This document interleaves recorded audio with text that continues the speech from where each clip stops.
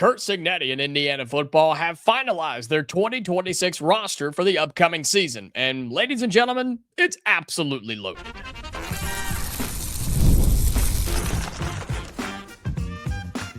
You are Locked On Hoosiers, your daily podcast on the Indiana Hoosiers. Part of the Locked On Podcast Network, your team every day.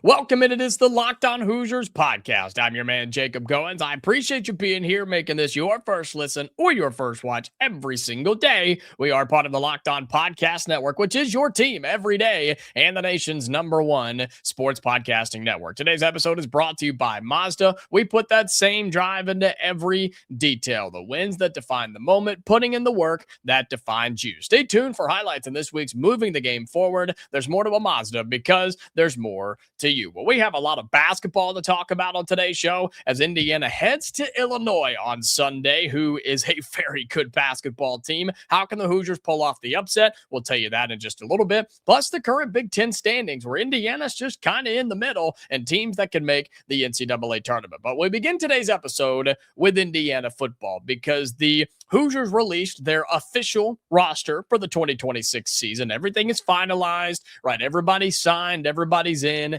and everybody's good to go. And you start looking up and down the roster for what Curt Cignetti and the Hoosiers are going to put on the field this season, and it's just freaking loaded, man. There's so many good players at every single position. And it's not just the starters. There are depth pieces, there are returners, there's transfers, there's freshmen that I think can make a significant impact. But, man, how refreshing is it, right, before we dive into some of the details here, how refreshing is it on the second week of February, right, depending on when you watch and listen to this, but mid-February, right? We're still March, April, May, June, July, August. We're still 6 months away from college football actually happening with fall practice and then games. But how refreshing is it to know that the roster is done? It's complete. It's finalized. It's not going to change. The fact that we can release this and actually talk about it, and for the next 6 months, we can digest it. We can completely just pick this thing apart, good and bad, and talk about what the Hoosiers have at their disposal for 2026, rather than, okay, here's the roster, but it's going to change in a couple of months with the spring portal window, so be ready for that. Don't get too attached, right? Because guys are going to leave and new names come in. That's done. That's over. And for me, that's one of the biggest victories so far for the calendar change. There's a lot of things that still need to be fixed, don't get me wrong, but this one is good for now. And so you start looking at Indiana's roster, okay, of what they have in terms of guys who came back, in terms of guys coming in as freshmen, and of course, guys who, ones who decided that they wanted to transfer in. And I think Indiana in the transfer portal went and got everybody that they wanted to, got everybody that they needed to, and filled every position that they felt they needed some help, whether that was at quarterback, whether that was the offensive line, whether it was the secondary or the wide receiver room. Indiana did such a good job of reloading the roster while also continuing to build the high school recruiting rankings. And we've talked to our guy, Brian Smith, host of the Portal podcast, so many times about that. And he continues to say that Indiana is the best portal evaluating team in the country. And how can you deny that fact? How can you deny that Indiana doesn't know what it's doing in the transfer portal? It is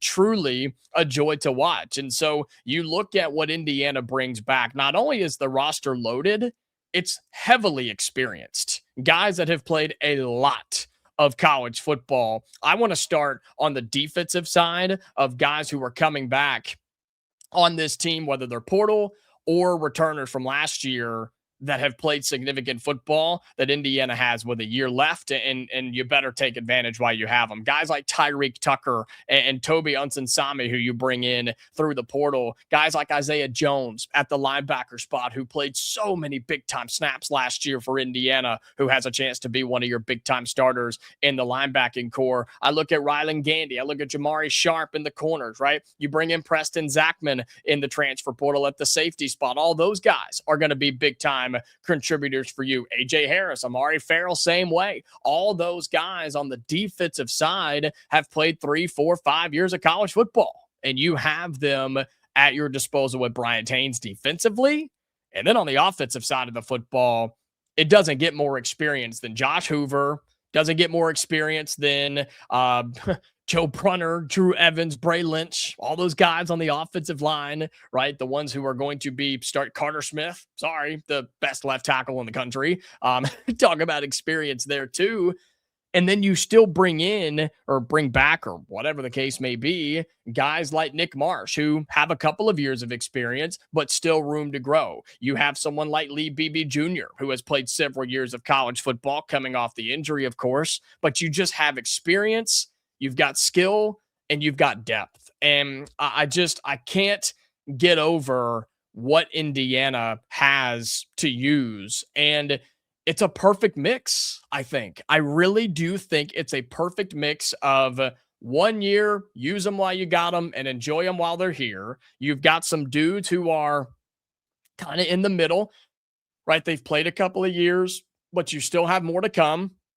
And then you've got freshmen that I think several are going to make impacts, more so on the defensive side of the football, I think. But it's a good mixture. And what Indiana's doing here is not just preparing for the 2026 season, they're preparing for the future as well. They're preparing for this to be a program that wins big games, a program that competes for national championships, and a program that dominates for years to come.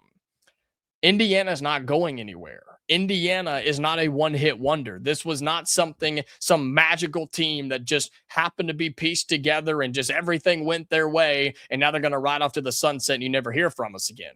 No, that's not how this is going to work. Indiana's here to stay.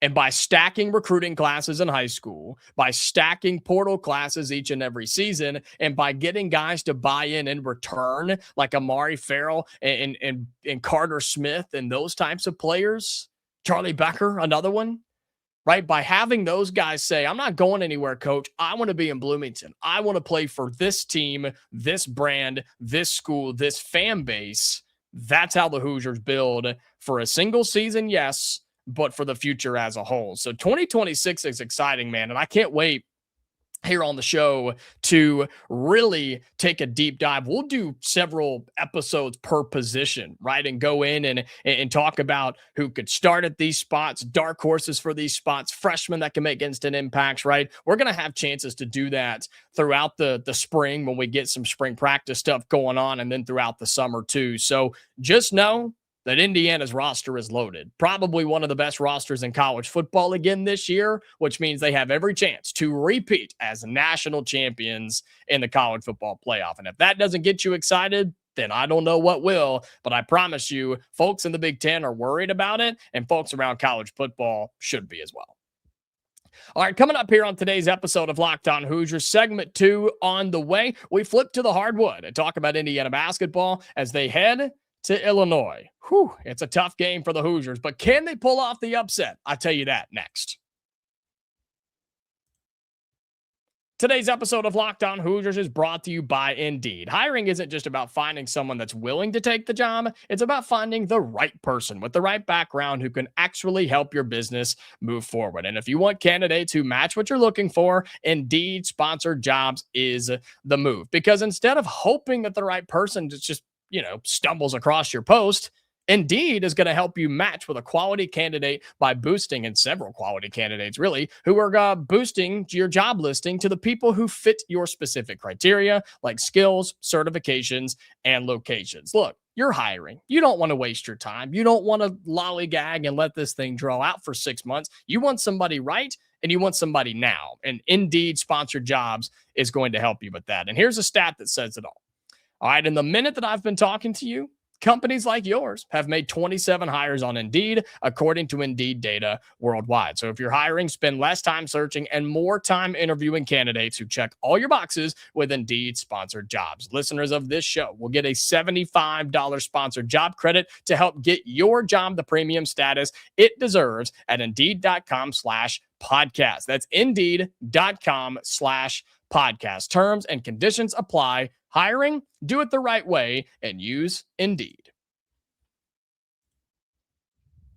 Today's episode of Locked On Hoosiers is brought to you by FanDuel. The winter games are officially here. I've been watching them basically every night. And if you're anything like me, you're locking in for the events that only you get to see on the biggest stage every 4 years. And that's why following the winter games on FanDuel, it just makes sense. From medal counts to individual events and finding your angle on the sports you are already caring about and watching, FanDuel gives you more ways to stay connected to the action.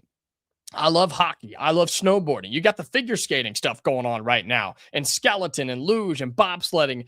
The Winter Olympics are the best. I don't care what anybody says. Then you add FanDuel on top of it, and it really is a match made in heaven. So the winter games are on, and there's no better way to follow them than with FanDuel. FanDuel, time to play your game. All right, welcome back into Locked On Hoosiers. Appreciate you being here, making this your go-to spot for all things Indiana athletics, football in the first segment, basketball the rest of the way. So make sure that if you're not already, you're subscribed to the YouTube channel. We continue to grow over there. We're coming off a historic month in January. We want February to be just the same, if not better. So thank you so much for your support. Subscribe to the YouTube channel. Follow us on your audio podcasting platforms as well.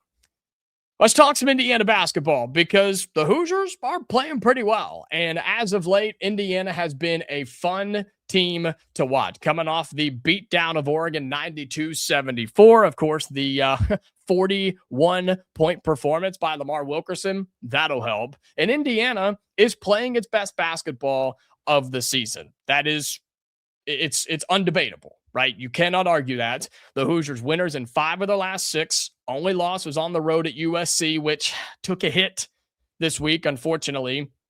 In case you didn't see what happened with USC, they did go on the road and lose to Ohio State this week. So I know I hate it for Indiana losing to USC, and now USC's resume doesn't look as good. But Ohio State is still trying to fight to make it to the NCAA tournament. And don't forget, Indiana goes to Columbus to end the regular season. So Indiana can't worry about that right now.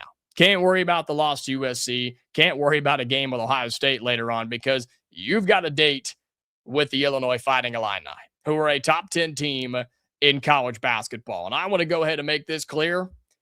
I really like this Illinois team. I do. Take my Indiana bias out of it for just a second. I think Illinois, when they're playing their best, when they're fully healthy, which they are not right now, I think Illinois is one of the best teams in college basketball. I really, really do. And look, this is coming from a guy that has had Illinois going far in his bracket for several seasons throughout my life, and I've been burned time and time again. Illinois and Arizona are the 2 teams that always burn me in my brackets, but I'm telling you, this Illinois team is different. This Illinois team is one that is loaded. They've got guard play. They have the bigs. They get out and run. They buckle down on defense. They really are just a full-blown basketball power in the Big Ten this year, and there's a reason they're a top 10 team in the country. Now, some of you may say, well, yeah, aren't they on a little bit of a skid as of late? They are. They are on a skid, a 2-game skid, in fact. But Indiana can't tell themselves that. You cannot go into this game and say, oh yeah, Illinois, they're on a losing streak. I'm not worried about the Illini. They've lost 2 games in a row. We're not worried about them, right? Losing to Michigan State on the road in overtime, a game that Illinois had every chance to win. And then they lost to Wisconsin, this one at home, and also in overtime. So their back-to-back losses have been in extra time where Illinois did not have one of its best scorers in this game, and Wisconsin snuck up and got them. It's a talented Wisconsin team. We know that. But Illinois, back home, Sunday afternoon, 1 o'clock Eastern, noon tip, national TV on CBS. The question is, can Indiana pull off this upset? Can they do it? Can the Hoosiers go in and knock off a top 10 team in the country? Yes, they absolutely can. Indiana's done it already. You beat Purdue this year. And you did it with your offense, you did it with your defensive communication, and you did it with your heart. This will take a better effort on Sunday. This will take your best effort on Sunday. Indiana has to play dang near perfect to win this game because Illinois is the much better basketball team, top to bottom, start to finish. They just are. Again, Wagler is one of the best guards in the country. He is so talented, so good with the basketball in his hands, and just makes that team go. And Illinois has a luxury of bigs that they will rely on. Again, they're all kind of in and out of the lineup. So I am curious. As of this recording, there is no injury report yet.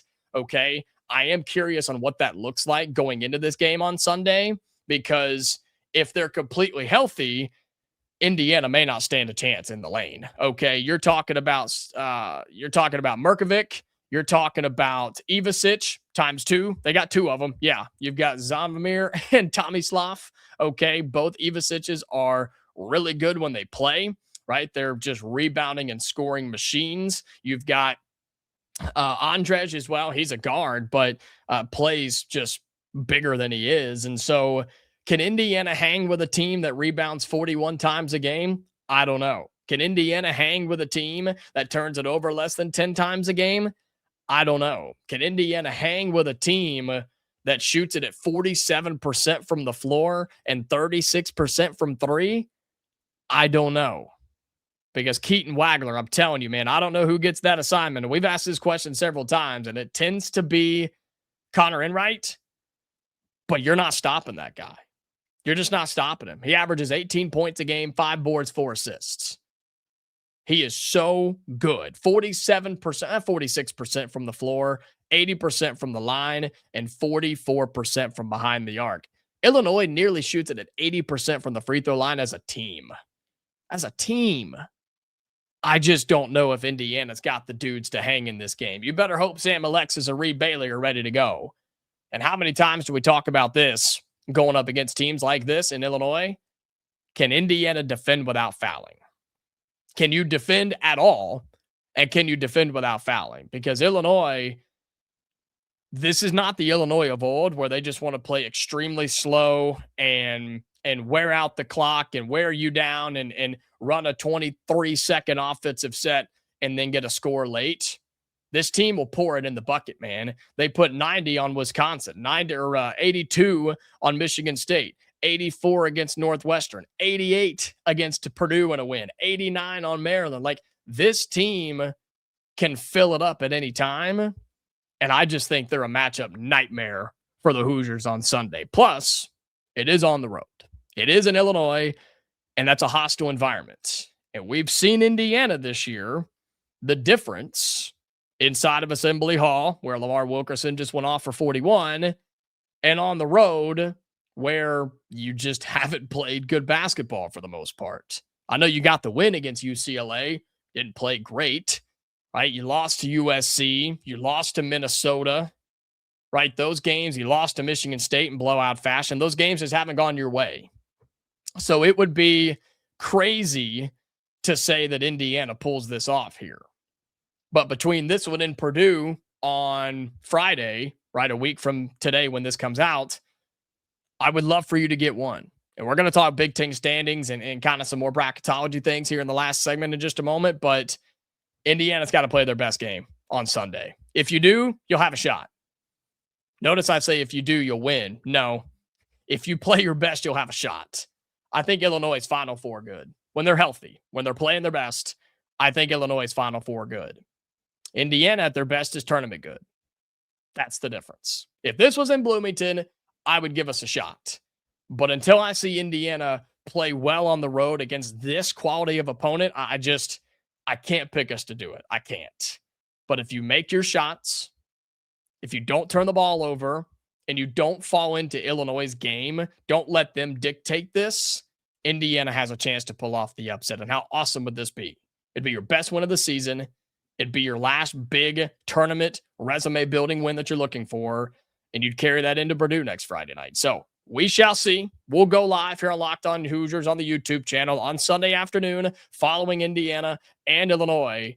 I hope it's a fun game. I hope Indiana competes, and maybe you pull off the upset in Champaign. But we'll take a break. We'll come back and continue talking basketball, but we're going to look at the Big Ten as a whole and kind of what the Big Ten race looks like, where Indiana falls in this. And if the Big Ten can get double-digit teams to the tournament. That is coming up next here in the final segment of Locked On Hoosiers. Today's episode of Locked On Hoosiers is brought to you by Mazda. This is Mazda's moving the game forward for those who show there's more to the score than what's on the screen. And the guy that has moved Indiana basketball forward all season long is Lamar Wilkerson. And we've told you, and you know, most of you watched it, 41 points the other night against the Oregon Ducks. It doesn't get much better than that. And that absolutely drives this team and takes them the extra mile and gets them big time wins when sometimes other guys around him aren't playing their best. And you'd love to see that again on Sunday against Illinois, right? It's these moments that remind us what it really takes to raise the bar, the extra work off the court, dialing in every detail, giving it the extra fire, the grit, and the I never quit. We put that same passion into every model. Highlights make the reel. What it took to get there makes it count. There's more to a Mazda, right? Because there's more to you. All right, final segment on today's episode of Locked On Hoosiers. Again, thank you so much for your support. And whether you are subscribed to the YouTube channel or following us on your audio platforms, on social media as well, you can do so at Locked On Hoosiers on X. So be sure you check that out as well. And I wanted to spend this final segment on the Big Ten standings. Now, these are going into the weekend, going into Friday, right? I believe there's one game tonight, Michigan State on the road at Wisconsin. That's a huge game in the Big Ten, man. Wisconsin playing some pretty good basketball right now are the Badgers, and Michigan State right above them in the Big Ten standings. But Indiana's just kind of there in the middle, right? Indiana's kind of hanging out pretty much middle of the pack of this 18-team league. Hoosiers are 8-6 in conference play heading into the game against Illinois on Sunday. And by no means am I having this conversation because Indiana's got a chance to win the Big Ten. No, that's not what we're saying at all. Michigan, super good. What a great win that was for them on the road at Northwestern on, what was that, Wednesday? I think that they did that, down by double digits at the half, and Michigan just blitzes them in the second half and shows why they're a good team. Ended up winning by double digits, I think, did the Wolverines. So they are currently running away with this thing. Again, this is going into Friday night, Saturday, and Sunday. Michigan, 13-1 in the league. Illinois is the second team in the Big Ten. Of course, Indiana's opponent on Sunday at 11-3. Purdue, Nebraska, and Michigan State all tied at third at 10-3 in Big Ten play. Then you've got Wisconsin, UCLA, Iowa, and Indiana all hanging out in there. Wisconsin and UCLA 9-4. Iowa 8-5, Indiana and Ohio State are 8-6. And the reason I bring a lot of these up, Ohio State and USC mentioned those, Minnesota's down there. That's where the drop off is. Okay. Ohio State 7-7, Minnesota's 4-9. That's the drop off, but that's also kind of the tournament line as well, because that's 1, 2, 3, 4, 5, 6, 7, 8, 9, 10, 11 teams from the Big Ten that are even or better in conference play. Last time we looked at bracketology from Joe Lenardi, he says 10 teams get in from the Big Ten. So which one is out? Which ones could sneak in? The rest of them, Minnesota, Washington, Maryland, Rutgers, Northwestern, Penn State, Oregon, they're not getting in, okay? Those teams are not making the NCAA tournament. All of them are under 500 on the regular season as well. So the Big Ten's trying to be the best conference in the country, trying to get double-digit teams in, and maybe all 11 if Indiana, Iowa, Ohio State, and USC can all sneak in. But here's what is, I guess, unfortunate for Indiana, right? You've already played USC and you lost. You already played Iowa and you lost. You played UCLA and you beat them. You played Wisconsin and you beat them. There's another team in that kind of middle conglomerate, if you will, and it's Ohio State, who you go to at the end of the season for the regular season finale. You go to Columbus. That could end up being a really big game. That could end up being a make or break tournament type of game if the Hoosiers go on a skid here down the stretch against some of the better teams in the conference and some of the better teams in the country. But the Hoosiers have back-to-back games against the second and third teams in the Big Ten, Illinois and Purdue, both on the road, right? You've got that, followed by Northwestern, who's at the bottom, then Michigan State, who's at the top, Minnesota, who's in the bottom tier, and at Ohio State. This conference is loaded, man. It's absolutely loaded. And I think it's the best in the country. I think the Big 12 is solid at the top. I think the SEC is okay at the top. I think the ACC is a joke outside of Duke. North Carolina's fine. Clemson looked horrible the other night, losing at home to Virginia Tech. Right? I think they play Duke this weekend. Clemson does. In the Big East, outside of UConn, can't figure out what the heck it wants to be. The Big Ten is the best conference in America. And we're talking college basketball, not college football, because it's true there too. Indiana has a chance to compete with some of the nation's best, some of the conference's best, and get another tournament win. But man, with home games against Northwestern and Minnesota, those two are just as important as the ranked teams on your schedule. You can't lose them, man. You cannot lose those. Those are going to go down as quad 3 and quad 3 games. Maybe not quad 4. That's pretty bad, but at least quad 3. And you can't make the tournament with those types of losses. Indiana's better than those teams. I'm not saying I'm worried about those games. I'm saying the Hoosiers got to be ready.